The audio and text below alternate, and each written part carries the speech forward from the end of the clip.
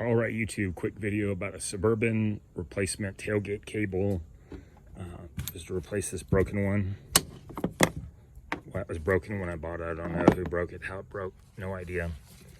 But I got a Dorman 385030.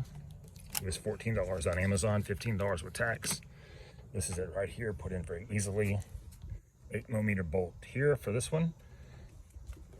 Socket rather, and 18mm socket for this one.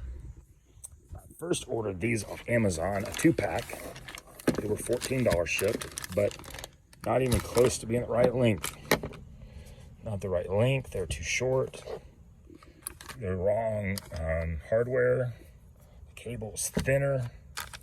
So of course, you know, Amazon Prime, they'll return these for free. I looked on YouTube, there's no videos anywhere about this product from Dorman replacing these tailgate cables. So I figure we're gonna change that today. And I'm happy, it's very sturdy.